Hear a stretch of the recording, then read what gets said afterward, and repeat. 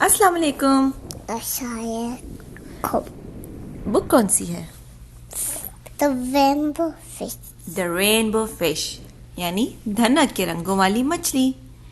بک شروع کرنے سے پہلے ہم شاؤٹ آؤٹ دیں گے اپنی ایک چھوٹی سی فرینڈ کو جو لاہور پاکستان میں رہتی ہیں.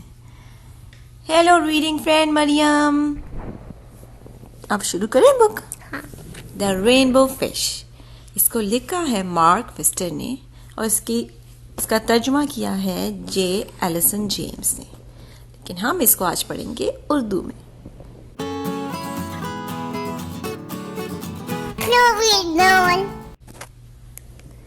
بہت پرانے زمانے کی بات ہے. گہرے نیلے سمندر میں ایک مچھلی رہتی تھی.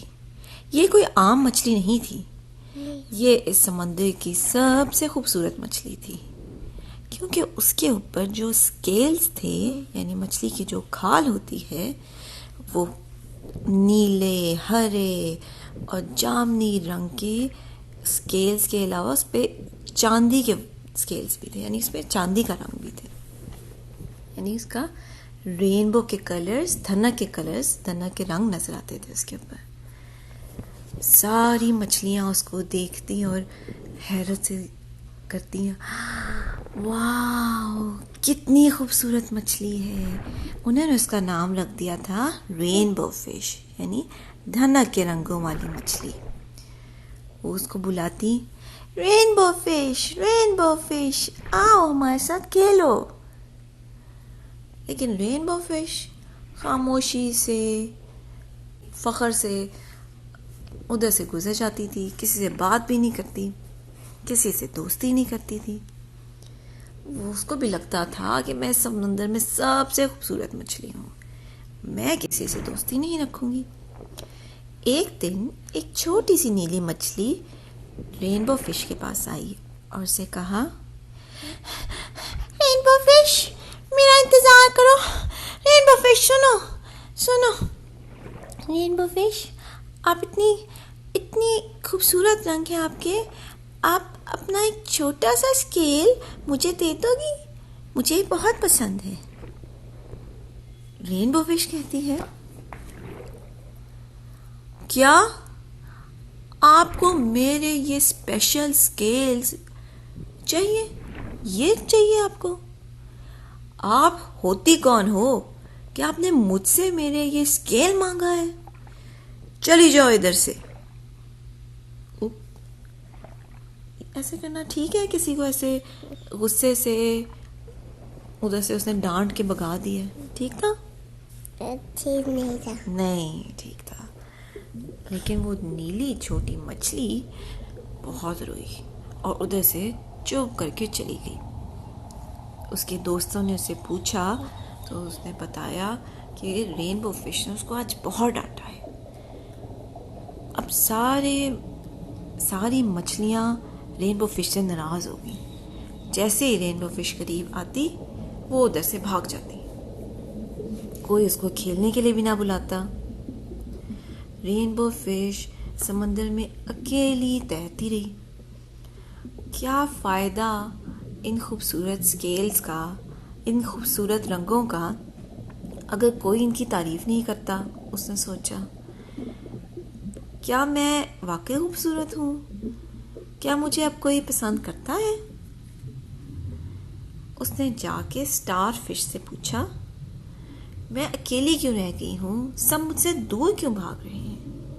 اسٹار فش نے کہا، اس کا جواب آپ کو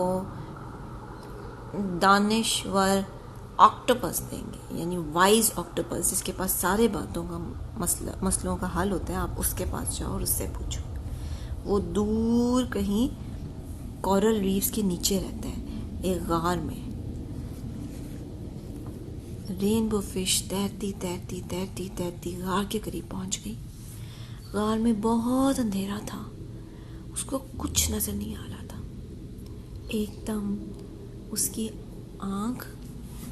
اس کو دو آنکھیں نظر آئیں، چمکتی ہوئی غار سے باہر آ رہی تھی. یہ بڑا سا آکٹوپس تھا. وہ باہر آیا اور اس نے کہا، میں تمہارا انتظار کر رہا تھا رینبو فش. میرا مشورہ تمہیں یہ ہے کہ تم اپنے یہ چمکدار اسکیلز باقی مچھلیوں میں ایک ایک کر کے بانٹ دو. اس سے تمہیں بہت خوشی ملے گی.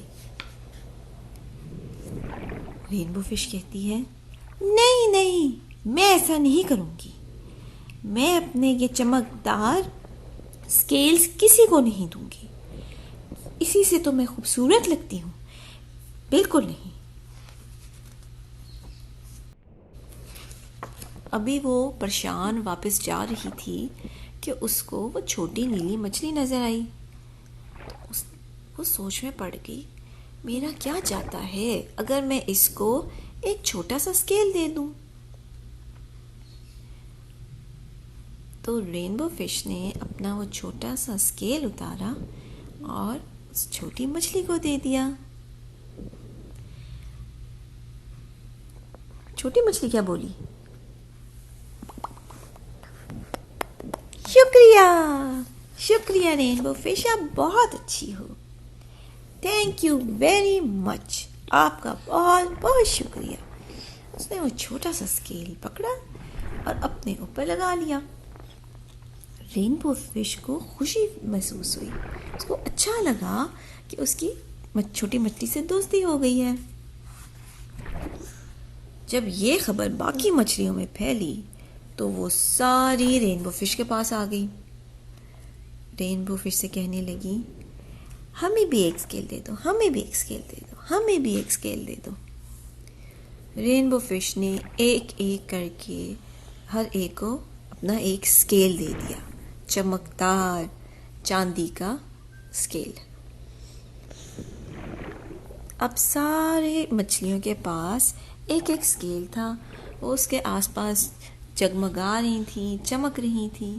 اور رینبو فش کے پاس کیا رہا؟ صرف ایک اسکیل بچا اس کے پاس. سب اس نے بانٹ دیا. لیکن اب وہ بہت خوش تھی کیونکہ سب لوگ، ساری مچھلیاں اس سے دوستی کر رہی تھیں، اس کو بلا رہی تھیں. آؤ ہمارے ساتھ کھیلو، آؤ ہمارے ساتھ کھیلو، آپ بہت اچھی ہو، آپ بہت اچھی ہو، آپ ابھی بھی بہت اچھی لگ رہی ہو رینبو فش. اس کے بعد رینبو فش نے کہا چلو مل کے کھیلتے ہیں، اور وہ چلی گئی ادھر سے.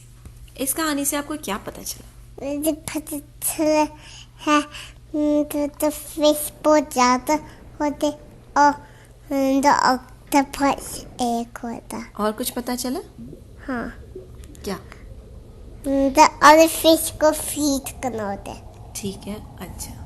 اور اس سے ہمیں یہ پتہ چلتا ہے کہ ہمیں دوست بنانے کے لیے کبھی کبھی اپنی چیزیں ان سے شیئر کرنی ہوتی ہیں، یعنی ان کے ساتھ بانٹنے ہوتے ہیں. آپ اپنے ٹوائز یا اپنے کوئی کھانے کی چیز یا کوئی کھیلنے کی چیز ان کے ساتھ شیئر کرنی ہوتی ہے. اسی طرح دوستی بنتی ہے. اور ہمیں یہ بھی پتہ چلتا ہے کہ اگر آپ میں کوئی خاص ٹیلنٹ ہے، یعنی آپ کچھ بہت اچھا کر سکتے ہیں، تو آپ وہ باقیوں سے شیئر کریں. جیسے کہ یہ سارے رائٹرز جو اچھی اچھی کتابیں لکھتے ہیں اور ہم سے شیئر کرتے ہیں، ہے نا؟ ہاں. چلو پھر ملیں گے. اللہ حافظ. For more exciting stories, like, share and subscribe. اور دلچسپ کہانیوں کے لیے ہمارے YouTube چینل پہ جائیں.